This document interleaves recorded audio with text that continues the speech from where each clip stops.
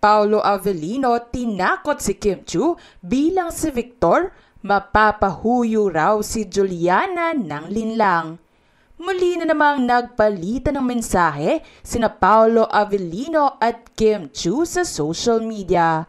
Sa isang tweet na ibinahagi ni Paolo ay sinabi nitong, "Pag pumayat si Victor, huyo talaga yang si Juliana." At sinagot naman ito ni Kim Chiu, "Talaga ba? Parang di mo matitiis si Juliana." Sa isa pang tweet, sinabi ni Kim Chiu, kilig na kilig si Kim Chiu nang dumating sa Pilipinas ang Korean star na si Park Seo-joon. Kaya naman, nag-react rito si Paolo Avellino at sinabing, "Bakit po nung umuwi si Victor sa Pilipinas di ka ganyan ka-excited?" Sagot naman ni Kim, "Ha? Talaga ako di excited sa pagdating mo, Victor? Talaga? Bumili pa nga ako ng bagong bra at panty para sa'yo, diba? Ang bilis mo naman makalimot." Sagot naman ni Paolo, "Play mo na lang, andyan na lahat ng gusto kong sabihin."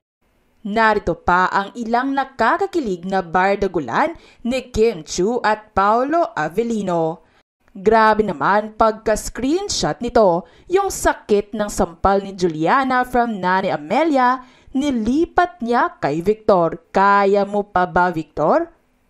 Sagot naman ni Paolo Avellino, "Sanay naman ako na susuntok sa ring. Ang hindi ako sanay, kulot ka na. Nagbago ka na simula nung nagpakulot ka at Chinita Princess." Kahit nga parehong may karelasyon in real life, sina Kim Chiu at Paolo Avellino ay kinakikiligan pa rin ng mga viewers at netizens ang dalawa dahil sa kanilang chemistry. Umaasa pa rin ang lahat na sanay sa huli ay may endgame pa rin sina Juliana at Victor. Samantala, maging si OG Diaz ay affected na rin sa mga kaganapan sa linlang. Kwento nito, nagkita di umano sila ni Paolo Avellino at ito ang kanyang naging mensahe. "Gusto kong sabihin sa iyo ang plano ni na Alex at Juliana, pero since mapagmatsyag ka naman, kaya mo nang tuklasin ang kahayupan ng asawa mo at kapatid mo." Nirepost naman ito ni Paolo sabay ang caption na,